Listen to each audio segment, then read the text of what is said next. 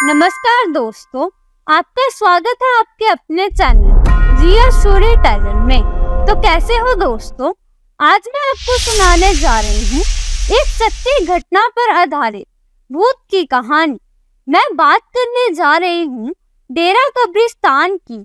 माना जाता है कि यह हिंदुस्तान की सबसे भूतिया जगह में से एक है। कहते हैं कोई भी रात के 11 बजे के बाद उस कब्रिस्तान के आगे से नहीं जा सकता। उसके अंदर से जाना तो दूर की बात है, कोई उस कब्रिस्तान के आगे से भी नहीं जा सकता। तो दोस्तों, ये कहानी सुनकर आपकी रूह कांप जाएगी। तो आओ चलते हैं कहानियों की दुनिया में।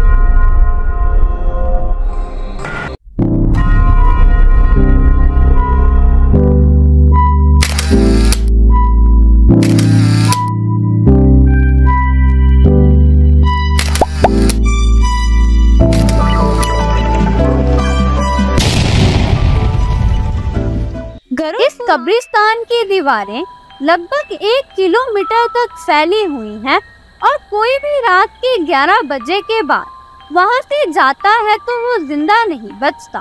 कहते हैं वहां जितनी भी बुरी शक्तियां हैं उनकी वो दीवार एक सीमा है। मतलब कोई भी बुरी शक्ति उस कब्रिस्तान की दीवारों से आगे नहीं जा सकती।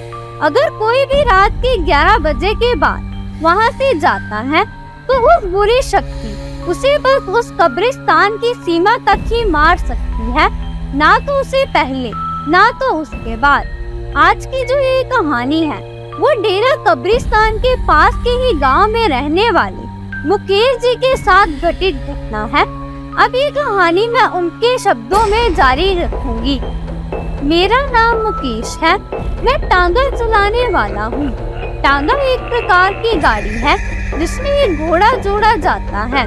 वो रविवार का दिन था, शाम के 7 बजे थे और मैं अपने घर पर था। तभी वहाँ राजू आया। राजू हमारे गांव का तो नहीं था, पर उसे कुछ खेत हमारे ही गांव में थी, जिसके कारण वो यहाँ आते रहता था।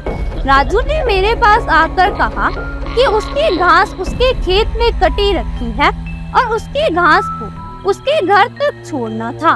उसका गांव हमारे गांव से लगभग 5 या 6 किलोमीटर की दूरी पर ही होगा। मैंने भी हाँ बोल दिया और यह सोचा कि रात के 11 बजे से तो पहले ही आ जाऊंगा। मैं आ भी जाता, पर घास लोड करने में काफी समय लग गया था, इसीलिए मुझे राजू के गांव पहुंचने में ही 10 बज गए थे और घास टांगे से नीचे रखने में भी काफी समय लग गया था। और इसीलिए राजू मुझे बार बार अपने ही घर में रुकने को बोल रहा था, क्योंकि उसके गांव से हमारे गांव को बस एक रास्ता था जो उस ही डेरा कब्रिस्तान के आगे से होकर जाता था। एक बार को तो मेरा दिल भी राजू की बात मान जाने को कर रहा था, पर मैं घर नहीं गया तो मेरे घर वाले परेशान हो जाते। ना मेरे पास कोई फोन था और ना ही मेरे घर वालों के पास। मेरे घर में मेरे 2 छोटे छोटे बच्चे, मेरी बीवी और मेरे माता पिता थे। मुझे उन सब की चिंता ने आने पर मजबूर कर दिया था और अब मैं उसी कब्रिस्तान के पास आ गया हूँ। मैंने अपनी घड़ी में समय देखा, रात के 11 बज चुके थे। पहले तो मैंने लौट जाने को सोचा, फिर मैंने किसी तरह हिम्मत करी और आगे बढ़ा। मैं अभी कुछ ही आगे गया था, तभी मुझे ऐसा लगा कोई मेरे टांगे पर आकर बैठ गया हो। मैंने एकदम से पीछे मुड़कर देखा, पर वहाँ कोई नहीं था। पर मुझे अभी भी यह लग रहा था कि कोई मेरे पीछे बैठा हो। फिर जब मैं थोड़ी और आगे बढ़ा तो मेरे टांगे में जैसे वजन बढ़ गया हो। मैं जैसे जैसे आगे बढ़ रहा था, टांगे में भी वजन बढ़ते जा रहा था। अब पीछे इतना वजन हो गया था कि मेरा टांगा आगे से थोड़ा थोड़ा उठने लगा था और मेरा घोड़ा भी अब लंगड़ा लंगड़ा कर चल रहा था। मैं समझ गया था कि वो इसमें आ गई है और अब शायद मैं ना बच पाऊं। फिर मुझे अपनी मम्मी की बात याद आई। उन्होंने मुझे बताया था कि यह भूत और आत्मा आपसे थोड़ा डरते हैं। तभी मैंने अपनी जेब में रखी बीड़ी निकाली और मैं बीड़ी पीने लगा। जैसे ही मेरी एक बीड़ी खत्म होती मैं दूसरी जला लेता। ऐसा करते करते मेरी पूरी बीड़ी खत्म हो गई। टांगे में इतना वजन हो गया था कि टांगा बहुत धीरे धीरे चल रहा था, इसीलिए मैं अभी कब्रिस्तान आधा भी पार नहीं कर पाया था। सर्दी का समय था, इसीलिए मैंने काफी कपड़े पहने थे।